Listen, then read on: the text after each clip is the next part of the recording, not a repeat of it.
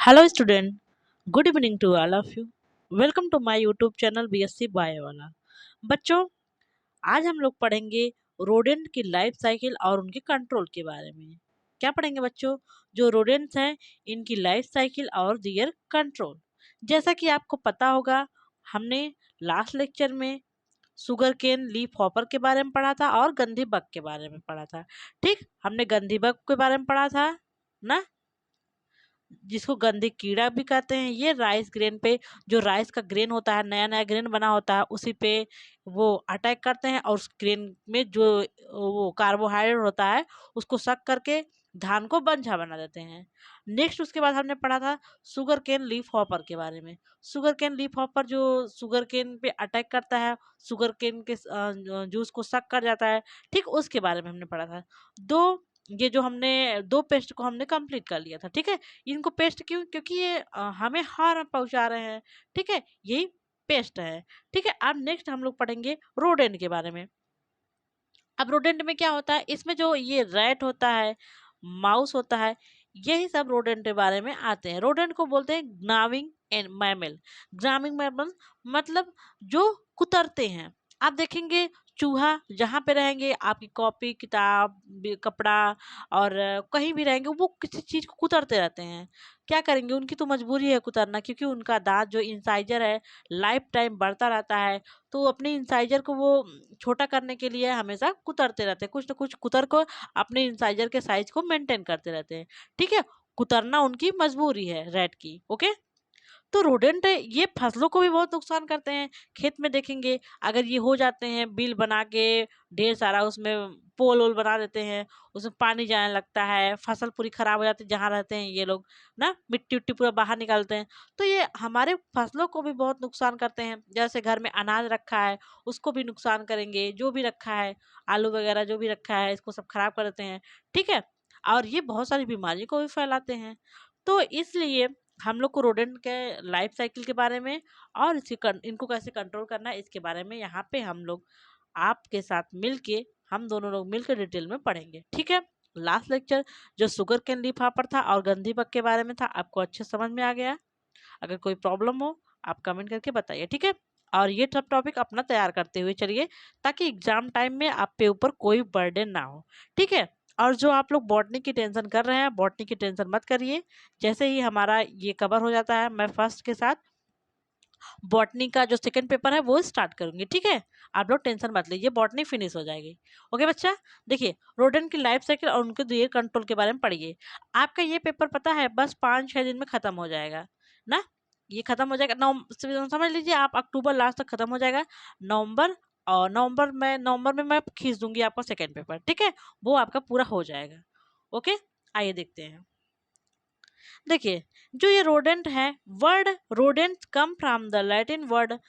जो rodent word है वो लैटिन वर्ड से आया है। इसका मीन्स होता है बाइट। ठीक है, अच्छा एक बार आपको थोड़ा जनरल इंफॉर्मेशन दे देते हैं।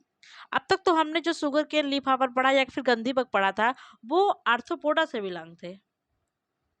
आर्थ्रोपोडा तो आप लोगों ने पढ़ लिया है, आर्थ्रोपोडा का कैरेक्टर पता है।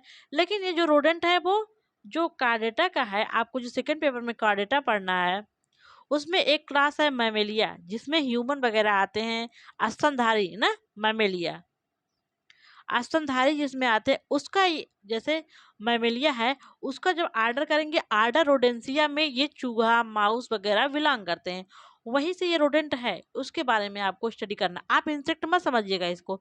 चूहा मैमेल का मेंबर है, जिस आर्डर में ह्यूमन, जिस क्लास में ह्यूमन रहता है, मैमेलिया क्लास में ह्यूमन रहता है, उसी क्लास में ये रैट भी पाया जाता है। ठीक है, ओके, इनका रोडेंसिया है और ह्यूमन का दूसरा है। ठीक, आर्डर इनका रोडेंसिया है, मैमल में ही आर्डर रोडेंसिया है, और ह्यूमन का दूसरा आर्डर है। उसको जब हम लोग आगे पढ़ेंगे तो आपके साथ डिस्कस किया जाएगा। ठीक है, तो देखिए आप लोग ध्यान से, जो रोडेंट है, ये ये लैटिन वर्ड है जिसका मतलब होता है रो। ये होता है रोडियर। रोडियर का मतलब होता है बाइट, मतलब किसी चीज को कुतरना। चूहा देखेंगे, माउस कहीं भी रहेगा, वो कुतरता रहता है। अच्छा, आपको माउस और रैट में दोनों अलग अलग होते हैं। जो ये माउस होता है, और जो रैट होता है ये दोनों डिफरेंट है। रैट की देखेंगे आप लोग साइज बड़ा होगा, ठीक है, रैट की साइज बड़ी होगी, ठीक है। और जो बना कि नहीं सही से रैट, इसमें पैर बना ना, लेग बना दे इसका, ठीक है। लेकिन जो माउस होता है, सॉरी, जो माउस होता है, हाँ, वो उसकी साइज छोटी होती है, ठीक है। इसकी साइज, ये तो और बना बनेंगे, इसकी साइज छोटी होगी और ये बड़ा होगा। तो जो रैट होगा उसकी साइज बड़ी होती है, और जो माउस होता है, इसका सिंगुलर हो गया माइस ना, प्लूरल माइस हो गया, ये होता है। देखिए मैं माउस बना रही हूँ, देखिए इसकी साइज छोटी होगी माउस की, और रैट की साइज बड़ी होगी। आप लोग ऐसे हो, माउस लिखने में ज़्यादा अक्षर है और राइट लिखने में 3 अक्षर है, तो जिसका कम अक्षर है उसको समझ लीजिएगा बड़ा है, इसलिए छोटा है, ठीक है। ये आप कंफ्यूजन नहीं होगा। राइट और माउस में कोई अंतर पूछे तो आगे हम पढ़ेंगे भी, लेकिन आप राइट की साइज माउस की अपेक्षा बड़ी होती है और माउस की साइज राइट की अपेक्षा छोटी होती है। तो जो ये रोडेंट है, इसका मतलब है बाइट। बाइट मतलब कुतरना, काटते रहना, कुतरते रहना। ये लोग जहाँ रहते हैं, किसी चीज को अगर आपके बुक स्टोर में है तो बुक को कुतर कुतर के खराब कर देंगे। कपड़ा रखा है, कपड़े कुतर देंगे, या फिर लकड़ी वकड़ी रखा है थोड़ा बहुत, उसको भी कुतर देंगे। कोई भी चीज हो, इनका इंसाइजर हमेशा बढ़ता रहता है, लाइफ टाइम बढ़ता रहता है। अपने इंसाइजर को एक एक्यूरेट साइज में लाने के लिए हमेशा ये कुतरते रहते हैं। मान लीजिए इनकी दांत लंबी होती जाएगी, लंबा होता जाएगा, तो इनको बहुत समस्याएं होंगी ना, दांत बड़ा हो जाएगा। तो अपने दांत को साइज में लाने के लिए ये सामान को कुतरते रहते हैं, ठीक है। तो इनका कुतरना इनकी मजबूरी है। ओके बच्चा। Approximately 40% all mammalian species are rodent. जो मैमेलियन के देखिए, मैमेलियन की स्पीसीज में देखिए, हार्स हार्स बुफेलो, काऊ, फिर डॉग, ये सब मैमल ही है ना। और कंगारू वगैरह भी, ये सब मैमल है, ठीक है। तो जो मैमल के पूरे स्पीसीज हैं उसमें से 40% ही, लगभग 40% जो स्पीसीज हैं वो रोडेंट के ही। 100 में अगर 100 मैमल है, उसमें से आपको 40 मैमल रोडेंट ही दिखेंगे। तो इनकी जनसंख्या बहुत ज्यादा है, ठीक है बच्चा। Rodent not only eat grains, ये अनाज को ही नहीं खाते, ग्रेन्स मतलब अनाज होता है। Rodent not only eat grains, ये जो रोडेंट है अनाज को ही नहीं खाते, but also contaminate more than 20% of their diet with their faeces urine and hair. ये अनाज को खाते ही नहीं, ऐसा नहीं है कि अनाज को खा लिए आपको कोई लॉस नहीं हुआ, ठीक है। जैसे अनाज ढेर सारा रखा है, इसमें से थोड़ा खा लिए हम, कोई दिक्कत नहीं है। ये खाने के साथ साथ यहाँ पे अपना फीकल मैटर डिस्चार्ज कर देंगे, मतलब अपना 40 ना, वो उसको डिस्चार्ज कर देंगे, अपना यूरिन डिस्चार्ज कर देंगे, स्मेल बहुत खराब आती है, ठीक है। और अपना हेयर भी यहाँ पे गिरा देंगे। तो आपके अनाज को खाने के साथ साथ ये लोग बहुत ज्यादा नुकसान भी पहुंचाते हैं ना। अनाज रखा गया है, वहां पे जाके अपना फीसेस डिस्चार्ज कर देंगे, यूरिन डिस्चार्ज कर देंगे, और इनका हेयर वगैरह जब लॉस होता है तो हेयर वगैरह वहां पे गिरा देते हैं। तो ये खाते तो हैं, उसके साथ साथ अनाज को डिस्ट्रॉय भी कर देते हैं, ठीक है। तो यहाँ पे वही बात कहा गया है, rodent not only eat grains but also contaminate more than 20% of their diet with their faeces urine and hair, ठीक है। यूरिन और हेयर और फिशेस से ये अपने डाइट को भी नुकसान भी करते हैं, ठीक है, जिस पे अटैक कर रहे हैं। Long term attack attack causes up to 34% loss. अगर इनके बहुत ज़्यादा अटैक है, आपके फसल का 34% तक लॉस हो सकता है। ये बहुत ज़्यादा लॉस है, ठीक है। आपको अगर 100 कुंटल गेहूं होना है, ठीक है, तो 74 कुंटल गेहूं होगा, तो बहुत ज़्यादा लॉस होगा ना, सॉरी, कितना होगा, 69 ना, 69 ही आपको होगा। तो देख लीजिए बहुत सारा लॉस है। ओके बच्चा। आप देखिए, every rodent have maxilla and mandible with one pair of claws and gnawing teeth। आप जब अपना बकल कैविटी पढ़ेंगे, जैसे देखिए आपका बकल कैविटी है ना, बकल कैविटी है, और कैसे बताऊं, ये लिप होगा ना आपका, लिप्स होगा, लिप्स माउथ में खुलेगा, वो बकल कैविटी होगा। तो जो अपर जा होता है उसको मैक्सिला बोलते हैं, जो लोअर जा होता है मैंडिबल ना। जैसे ह्यूमन का है ये ऐसे हो गया ह्यूमन का ना।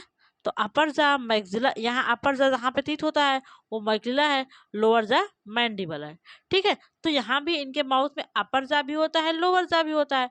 अपर जा में भी टीथ होगा और लोअर जा में भी टीथ होगा, ठीक है। तो वही अपर जा को मैक्सिला बोलेंगे, लोअर जा को मैंडिबल बोलते हैं।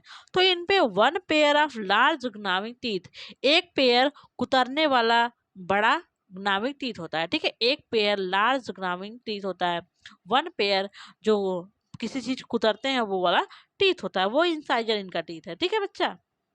आप जानते हैं ह्यूमन कोई भी हो उसमें 4 प्रकार के दांत होते हैं, इंसाइजर, कैनाइन, प्रीमोलर और मोलर। तो इनका जो ग्नाविंग टीथ है वो है इंसाइजर, ठीक बच्चा। इंपॉर्टेंट स्पीसीज ऑफ रोडेंट, अब हम लोग देखते हैं कौन कौन से इंपॉर्टेंट रोडेंट के स्पीसीज हैं। देखिए कौन कौन से रोडेंट के स्पीसीज है। आप कहेंगे रैटस, रैटस ये आपका रैट है, ठीक है, ये है रैट। तो इसका जूलॉजिकल नेम है रैटस रैटस, ठीक है। क्या है? रैटस रैटस, सेम सेम है, जीनस और स्पीसीज का नेम सेम है, ठीक है। इसको बायोलॉजिक टर्म में क्या बोलते हैं? जिनका सेम सिनोनिम्स या सिनोनिम्स होता है ना, ठीक। तो ये रैटस रैटस है, ठीक है। अब अगला है स्पीच जेट। क्या है? स्पीच जेट, इसका बॉटनिक जूलॉजिकल नेम है, सॉरी, रैटस नार्वेजिकस। क्या? नार्वेजिकस, रैटस नार्वेजिकस, इसका जीनस ये है और स्पीसीज ये है, ठीक है। अगला है माउस, इसका मूस मस्कुलेरिस है। इसका क्या जूलॉजिकल नेम है माउस का? मूस मस्कुलेरिस। कोई कंफ्यूजन? पहला था रैटस रैटस, अगला है रैटस नावेजिकस और अगला है मूस मस्कुलेरिस। और अगला है बैंडिकोट, बैंडिकोट रूट रोएट ना, ये है बैंडिकोटा बेंगालेंसिस। कौन है? बैंडिकोटा बेंगालेंसिस। ये आपका हो गया 4, मैंने आपको दिखाया है यहाँ पे। Rodents are characterized by a single pair of continuously growing, कुतरने वाला, growing growing incisor in upper and lower jaw. इनके पास वन पेयर इंसाइजर होगा अपर एंड लोअर जा में, जो हमेशा बढ़ते रहते हैं ना, कंटिन्यूअसली ग्रोइंग, लगातार बढ़ते रहते हैं, ये तो मैंने ऊपर ही बता दिया। और दोनों जा में ये प्रेजेंट होते हैं। और ये कौन सी टीथ है? इंसाइजर टीथ है, ठीक है। तो इनका जो इंसाइजर टीथ है हमेशा बढ़ता रहता है, ये इसलिए किसी चीज को अपने दांत के साइज को मेंटेन करने के लिए हमेशा कुतरते रहते हैं। ये तो क्लियर हो गई, ठीक है। इसका देखिए क्लासिफिकेशन अब हम लोग देखते हैं। किंगडम क्या है? ये किंगडम लिखा है, किंगडम है एनिमैलिया। क्या है बच्चा? एनिमैलिया। फाइलम क्या है? कार्डेटा। आप लोग किंगडम भी जानते हैं और फाइलम भी जानते हैं, ओके। क्लास इसका मैमेलिया है और आर्डर रोडेंसिया, ठीक है। क्लास इसका मैमेलिया है और आर्डर रोडेंसिया। इसका इतना हो गया क्लासिफिकेशन। आपको ये याद है, ये याद है, ये याद है, ये याद है, ठीक है, चारों याद हो गया। आपसे कोई पूछेगा आप बताएंगे किंगडम। आपसे अगर आपके एग्जाम में आ गया life cycle and their control of rodent, तो भैया आप पहले थोड़ा सा रोडेंट का क्लासिफिकेशन करेंगे, फिर इनका आइडेंटिफिकेशन करेक्टर, उसके बाद लाइफ साइकिल बना के प्रिवेंशन एंड कंट्रोल लिख देंगे, ठीक है। तो kingdom Animalia, phylum Chordata, class Mammalia, order Rodentia, इतना हो गया इनका क्लासिफिकेशन, ठीक। अब यहाँ पे हमने रैट और माइस का कुछ जो रोडेंट है इनका हमने कुछ करेक्टरिस्टिक फीचर लिखा है। आपको एग्जाम में थोड़ा सा करेक्टरिस्टिक फीचर लिखना होगा इनका। देखिए इनकी पुअर आई साइट होती है। आई साइट मतलब ये जैसे ज्यादा तेज आई साइट नहीं होता कि बहुत तीक्ष्ण देख सके, किसी चीज को अच्छे से देख सके, ठीक है। बहुत पुअर आई साइट होती है इनकी ना। और नॉक्टर इन हैबिटेट, ज्यादा देखेंगे ये रात में ही एक्टिव होते हैं। जब सब लोग सो जाते हैं तब ये एक्टिव होते हैं। देखते हैं रात में ही ये ज्यादातर फुदकते हैं, ठीक है, रात में ही ज्यादा फुदकते हैं और दिन में लगभग छुपे रहते हैं, ठीक है। तो ये होते हैं नॉकटर्नल। एक नॉकटर्नल होता है, एक डायर्नल, रात्रिचर। और डायर्नल का मतलब दिनचर। जो दिन में एक्टिव होते हैं उसको डायर्नल बोलते हैं, जैसे ह्यूमन। ह्यूमन तो मान लीजिए रात दिन दोनों में एक्टिव रहता है, ह्यूमन की बात ही छोड़ दीजिए। लेकिन ये है नॉकटर्नल जो कि ज्यादातर रात में ही एक्टिव होता है, ये है आपका रैट और mice. Teeth grow at rate of 0.4 millimetre per day, लगभग 0.4 मिलीमीटर इनका टीथ डेली बढ़ता है, इंसाइजर वाला। इसलिए इनके पास ग्रोइंग टीथ होता है, इसलिए हमेशा अपने दांत की साइज को, जो एक्यूरेट साइज है उस साइज को मेंटेन करने के लिए ये 0.4 को हम अगर 0.044 रोज बढ़ता रहेगा तो इनकी जो टीथ है मिलीमीटर से सेंटीमीटर में आ जाएगा, तो इनको प्रॉब्लम होगी, ठीक। तो इसलिए ये हमेशा अपने कुतरते रहते हैं किसी चीज को, ठीक है। Moon move on earth same path, ये एक ही पाथ फॉलो करते हैं हम। आप देखेंगे एक ही रास्ते से लगभग ही जाते रहते हैं, किसी वायर पे जा रहे हैं तो उसी वायर पे कूदते रहते हैं, चढ़ते रहते हैं, ठीक है, लगभग एक ही पाथ फॉलो करते हैं। One mature pair can give birth to 200 और 2000 ऑस्प्रिंग इन ए ईयर। अगर एक फीमेल मेच्योर चुहिया है, लगभग वो 2000 बच्चों को एक ईयर में दे सकती है, ठीक है। Very good jumper and climber, ये बहुत अच्छे से जंप और क्लाइंब कर सकते हैं, कूद और चढ़ सकते हैं, ठीक है। देखते हैं तार वगैरह पे ये चढ़ जाते हैं ना, और जंप भी बहुत अच्छा ये करते हैं, ठीक है बच्चा। Like quite dark and dirty places, ये डार्क शांत स्थान, डार्क और गंदे स्थान में रहना पसंद करते हैं। जहाँ शांति हो, अंधेरा हो और डर्टी प्लेस हो, वहाँ पे ये रहना पसंद करते हैं। लाइफ स्पान इनका 2 to 3 ईयर होता है, लगभग 2 से 3 साल इनका लाइफ स्पान होता है, ठीक बच्चा। अब देखिए रिप्रोड्यूस रैपिडली, ये रिप्रोडक्शन बहुत फास्ट करते हैं ना, रिप्रोडक्शन इनमें बहुत फास्ट होता है। इनका जो यंग है, किसी मतलब किसी किसी बच्चे को ये जन्म दी ना, वो लगभग 10 से 11 वीक में ये मेच्योर हो जाता है, ये भी रिप्रोडक्शन करने के लायक हो सकता है। च्यू एंड गना ऑलमोस्ट एनीथिंग, लगभग सभी वस्तुएं जो इनके सराउंडिंग में होती है उनको कुतर सकते हैं ना, चबा सकते हैं और कुतर सकते हैं। च्यूइंग और ग्नाविंग, ग्नाव मतलब कुतरना, ठीक है। Come in stress immediately after birth to developing of their litter, ये जानते हैं जैसे ह्यूमन में होता है मेंस्ट्रुअल साइकिल चलता है ना, एमसी मेंस्ट्रुअल साइकिल चलता है, ऐसे इनमें ओस्ट्रस स्ट्रेस साइकिल चलता है ना, स्ट्रेस साइकिल चलता है। तो जैसे होता है कभी कभी ह्यूमन में, जैसे ही बेबी को बर्थ दिए ना, बर्थ हुआ तो 6 मंथ तक इनकी मेंस्ट्रुअल साइकिल रुकी रहती है, कभी कभी ये होता है। लेकिन इनकी जैसे ही ये किसी बच्चे को जन्म दिए माउस, तुरंत ही इनका स्ट्रेस साइकिल चलने लगता है, नेक्स्ट मंथ में ही ये फर्टिलाइजेशन के योग्य बन जाते हैं, ठीक है। ओके, इसमें एक बनने लगता है। तो चाइल्ड बर्थ के लगभग 1 महीने, लिटर मतलब इनका चाइल्ड, इन जानवरों का बच्चा होता है लिटर मतलब, तो ये बच्चे को जन्म देने के लगभग एक ही मंथ में इनका स्ट्रेस साइकिल फिर से चलने लगता है, okay. causes great losses of the field storage, ये हमको जो हमारा इकोनॉमिक्स है, एग्रीकल्चर वाला इकोनॉमिक्स है, उनका बहुत लॉस, लगभग हमने बताया था ना 34% लॉस इनके द्वारा हो सकता है अगर सीवियर इनका अटैक है तो। Gestation period is only 3 weeks, इनका गेस्टेशन पीरियड, प्रसव काल जो होता है, जो गर्भ में रखते हैं ना बच्चों को, वो लगभग इनका 3 वीक होता है, इट मीन्स 21 दिन का होता है इनका गेस्टेशन पीरियड। और ये लगभग 4 से 13 young ones at at give, ये लगभग 4 से 13 बच्चों को एक टाइम में जन्म दे सकती हैं, ठीक है बच्चा। 4 से 13 बच्चों को एक बार में ये बर्थ दे सकती हैं, okay. Life cycle of mouth, तो हमने इतना करेक्टर पढ़ लिया ना, इसका आइडेंटिफिकेशन कुछ करेक्टर पढ़ लिया और जनरल इंट्रोडक्शन पढ़ लिया। अब हम लोग इसका पढ़ते हैं लाइफ साइकिल।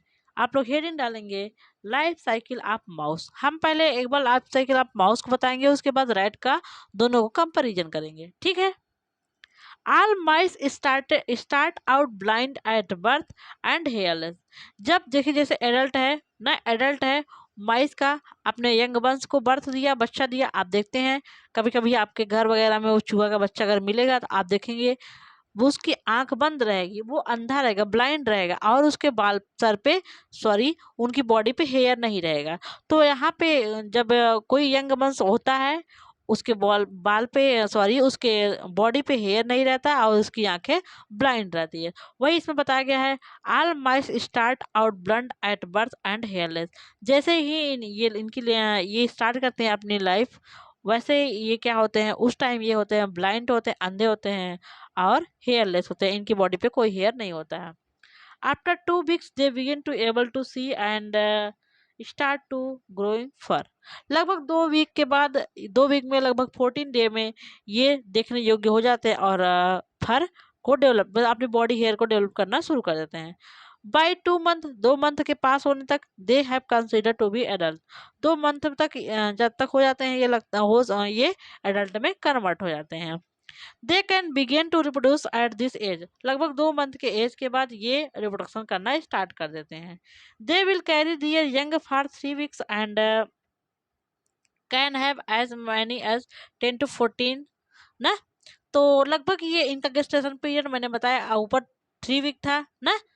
और ये लगभग 10 से 14 बच्चों को दें या 5 से 8 बच्चों को ये जन्म देते हैं। ठीक है, यही कहा गया है। 10 to 14 या 5 to 8 more common, 5 to 8 more common होता है, और कभी कभी 10 से 14 बच्चे भी दे सकते हैं एक बार में। ओके बच्चा। Mice can have up to 10 litters in 1 year. इनके पास लगभग 10 बच्चे एक ईयर में हो जाते हैं ना, 10 जनरेशन से, उसका बच्चा हुआ, उसका बच्चा, उसका बच्चा। ठीक है, this means they have potential to give birth 100 babies और मोर। तो मतलब एक माउस का जनरेशन कंप्लीट होगा। देखिए ये माउस, जैसे ये माउस है, इसके बच्चे हुए, फिर ये रिप्रोडक्शन किए, ये रिप्रोडक्शन किया, अब ये भी रिप्रोडक्शन करेगा, ये भी रिप्रोडक्शन करेगा ना। जितने भी बच्चे होंगे वो सब रिप्रोडक्शन करेगा, तो मतलब 100 बेबीज इनके पूरे हो जाते हैं। ठीक है, एक साल में। तो बहुत तेज जनसंख्या बढ़ रही है ना। अब देखिए आप लोग life cycle of rat. Life cycle of rat पे देखिए क्या डिफरेंस है। Rats are similar to mice. ये भी जब बच्चे स्मॉल न्यू बॉर्न जब जन्म लेगा, ये भी ब्लाइंड होगा, और क्या होगा, इनके बॉडी पे भी हेयर नहीं होगा। But there is maturity at 5 weeks. देखिए माइस की तरह तो होता है रैट, लेकिन इनकी मेच्योरिटी 5 वीक में होती है, 5 वीक में होती है। तो 5 सते 35 36 दिन लगभग हो जाता है इनको मेच्योर होने में। तो इनको मेच्योर होने में लगभग 35 36 दिन लग जाता है। They take about 3 week to give birth and have around 7 babies an average. तो लगभग ये बच्चे को जन्म देने में लगभग 3 वीक ले लेते हैं, 21 दिन लगभग ये भी ले लेते हैं। एंड लगभग 7 बच्चों का ये एक एक समय में, एक बार में 7 बच्चों को ये जन्म दे सकते हैं। यही इनका एवरेज है।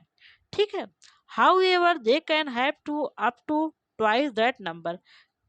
आप कभी कभी देखेंगे इनका 7 से ज़्यादा भी, लगभग 14 बच्चों को भी एक टाइम में ये बर्थ कर सकते हैं।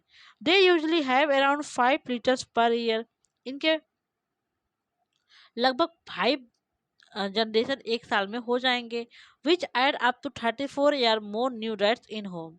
ये क्या करते हैं, लगभग 35 रैट आपके होम में, वहाँ पे 100 था माउस, और ये लगभग 35 रैट्स आपके घर में, ये अगर इनकी जनरेशन चलती रही अच्छे से, तो लगभग एक एक चूहे से 30 से 35 ये हो जाएंगे आपके घर में। ठीक है, ये देखिए लाइफ साइकिल का फिगर है। ये देखिए है ना, एडल्ट है ना, एडल्ट है।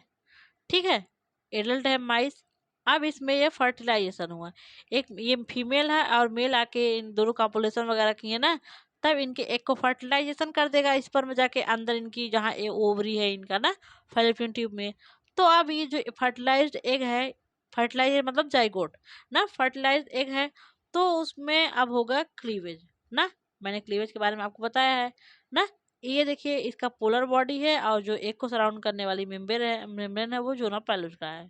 ठीक है, तब इसमें क्लीवेज होगा। जब ब्लास्टोसिस्ट स्टेज आ जाएगा, तब इसका हो जाएगा इम्प्लांटेशन। इम्प्लांटेशन का मतलब attachment of blastocyst with uterine uterine wall.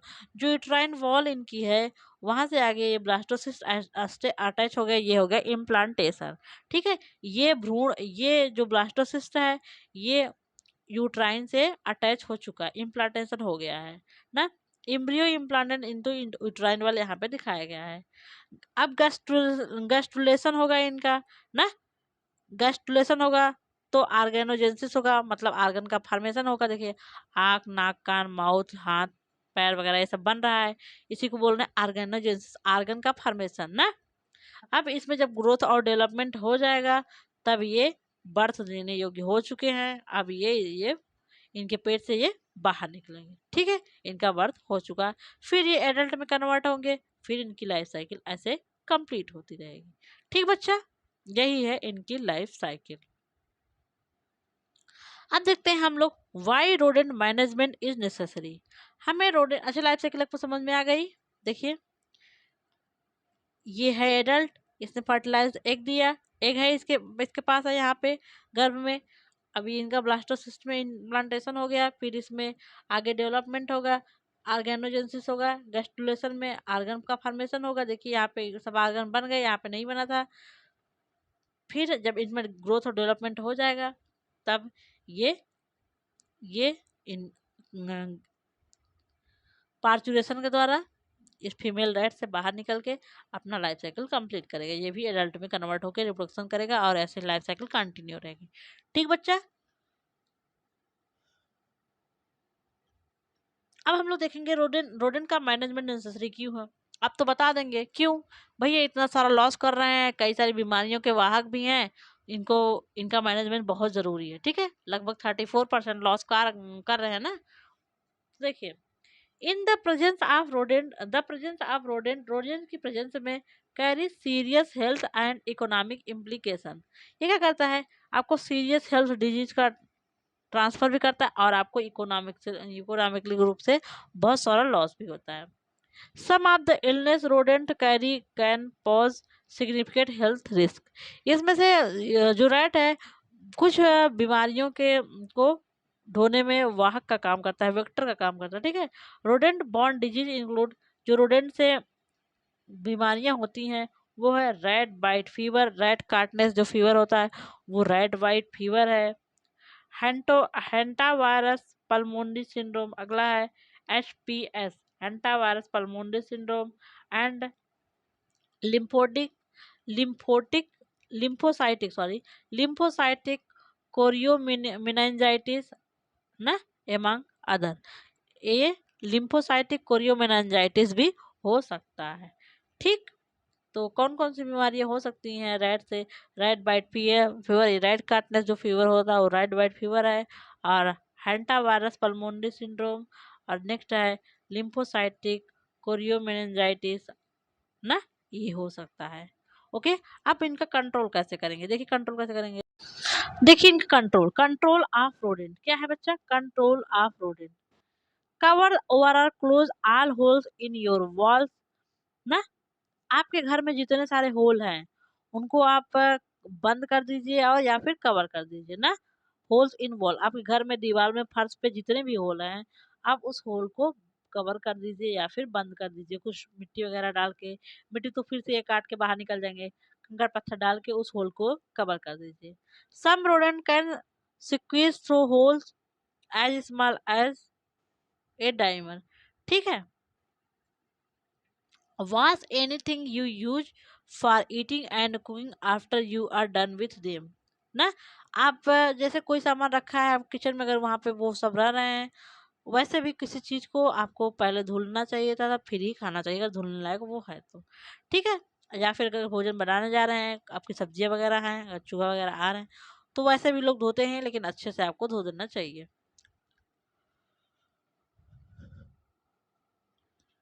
Store food and water in containers made of thick plastic, glass or metal with a tight fitting lid. पानी या भोजन आप रखें हैं खुला मत रखिए, उसमें चूहा वगैरह न जा सकें। उनसे बचने के लिए आपको जो भी सामान आप रख रहे हैं उसको अच्छे से ढक के रखिए। ठीक है, कंटेनर में अच्छे से ढक के रखिए, बंद करके रखिए। Throw out trash as soon as you can, put trash in covered trash can और dumpster. Clean your debris and trash as soon as possible outside the home. आपके घर में जो कूड़ा कचरा बचा हुआ है ना, सॉरी इसका मैंने नहीं एक्सप्लेनेशन बताया ना। जो आपके घर में कूड़ा कचरा है ना, आप उसको बाहर जल्दी जल्दी फेंक दें, ट्रेश जो भी है। ठीक है, यही है। और उसको जो put trash in covered trash can या फिर ड्रम पेस्टर, या फिर जो आपका कचरा वगैरह है उसको एक कवर वाले डब्बे में रखिए। ठीक है, उसको टाइम मिलने पर ले जाके फेंक दीजिए। ठीक है, clean your debris and trash as soon as possible outside the home. जो आप सामान वगैरह कूड़ा कचरा का सामान है घर से घर को साफ करिए और उनको घर से बाहर जल्द से जल्द फेंक दें। ठीक है, कहीं ऐसे स्थान पर ले जाए ताकि कोई दिक्कत ना हो। Do not eat or drink food or water that could have come in contact with rodent. उस पानी या भोजन को आप मत खाइए जो रोडेंट के कांटेक्ट में आए। जैसे चूहा कुछ आपका भोजन या पानी उठा दिया तो आप उसको पीजिए मत। ठीक है, मत पीजिए। Okay, trap any existing rodent using spring loaded snap trap when you, जो भी चूहा पकड़ने वाला मशीन होता है उससे आप चूहे को पकड़िए। ठीक है, when you are clean up wear rubber over plastic. gloves. Gloves seal the dead rodent into plastic bag and throw away. देखिए, जैसे आप चूहे को पकड़े हैं, ठीक है, तो जब अब उसको आप फेंकने जा रहे हैं तो अपने हाथ में रबड़ या प्लास्टिक का ग्लव्स पहन लीजिए। अगर वो चूहा मर चुका है, डेड हो चुका है, तो उसको 2 प्लास्टिक बैग में बंद करिए और कहीं दूर फेंक दीजिए, ठीक है। सील द डेड रोडेंट, जो मरा हुआ रोडेंट है उसको 2 प्लास्टिक बैग में कवर करिए और उसको कहीं दूर फेंक दीजिए, ठीक। अब मैकेनिकल कंट्रोल में देखिए, आप लोग ये ट्रैप तो जानते ही होंगे ना, ये ट्रैप से आप वेल नोन है ना। ये वायर ट्रैप है, वायर का बना हुआ ट्रैप है ना। इसमें बीच में हम लोग पोटैटो स्लाइस वगैरह रख देते हैं। जब ये इसको देख के लालच में आता है तो भैया जाल में फंस जाता है। Potato over a sweet potato slice or hang as feeding bait inside the trap. Trap में वही पोटैटो का या फिर कोई स्वीट पोटैटो का ना कंदे का स्लाइस रख देते हैं, उसको देख के ये आते हैं। These baits are fixed in the evening there frequently where frequently movement of rat occur in the house. इसको कहाँ रखते हैं, जहाँ पे आप देखते होंगे हमेशा चूहा आते रहते हैं, उसको शाम टाइम पे यहाँ पे रख दिया जाता है। इस चूहे को, ये मशीन को, सॉरी ये जो है चूहादानी बोलते हैं। Snap trap and glue traps can also be fixed as wire trap. इस वायर, ये वायर का बना हुआ ट्रैप रहन जाल है इसको पकड़ने के लिए चूहे को। ऐसे ही स्नैप ट्रैप भी बनता है और ग्लू ट्रैप भी बनता है जो चूहे को पकड़ने के लिए बनाया जाता है, ठीक है बच्चा। इस रैट को अब केमिकल कंट्रोल में कुछ केमिकल का छिड़काव किया जाता है इनको ना पकड़ने के लिए। इसमें है कुछ स्लो एक्टिंग पॉइजन। इसमें देखिए एग्जाम्पल, ब्रेमाडियोलोन 0.005% रुबान के ये छिड़का जाता है इसको। Require feeding by rat several day before they die. इसको क्या करते हैं, ये स्लो एक्टिंग पॉइजन है। जब ये खाने से कुछ दिन पहले से इसको दिया जाता है, ठीक। They continue feeding it until they die. ये लगातार जब खाते रहते हैं कुछ टाइम बाद ये मृत्यु कर जाते हैं। इनको भोजन में मिला के आप देते रहिए, खाते रहेंगे, उसके बाद कुछ दिन बाद मृत्यु हो जाएगी। स्लो एक्टिंग है, कुछ दिन बाद मृत्यु होते हैं। अगर फास्ट एक्टिव वाला रहेगा ये तुरंत मृत्यु इनकी हो जाएगी, ठीक है। तो ये आपके रोडेंट के बारे में था इतना, ओके। पहले हमने रोडेंट के क्या क्या बारे में पढ़ा है आप देखिए। पहले हमने रोडेंट का थोड़ा सा इंट्रोडक्शन पढ़ा है, फिर उसका कुछ कॉमन स्पीसीज के बारे में पढ़ा है हम लोगों ने, क्लासिफिकेशन पढ़ा। देन आफ्टर हमने इनका करेक्टरिस्टिक फीचर पढ़ा। उसके बाद रोडेंट में माउस और रैट की लाइफ साइकिल पढ़ा। उसके बाद हम लोगों ने प्रिवेंशन एंड कंट्रोल मिलके पढ़ा, ठीक बच्चा। आपको अच्छे समझ में आ गया होगा। आप अपना ये तीनों lecture, sugar cane leaf hopper वाला और गंदी बग का और रोडेंट का, उसके बाद जो पैरासिटोलॉजी पढ़ाया गया, इसके पहले जो प्रोटोजोआ से हमने सब कुछ पढ़ाया, आप रिवाइज करते रहिए और पढ़ते रहिए, ठीक है। रिवाइज करते रहिए, नहीं तो फाइलम जो आप लोग पढ़ के आए हैं ना पोरीफेरा से आर्थ्रोपोडा तक, वो भूल जाएंगे, ओके। रिवाइज करते रहिए, सबसे अच्छा आपका अस्त्र है किसी चीज़ को, किसी एग्जाम को अच्छे से करने के लिए आप रिवीजन पे ध्यान दीजिए, ठीक। Thank you so much. मिलते हैं बच्चों नेक्स्ट लेक्चर में, ओके।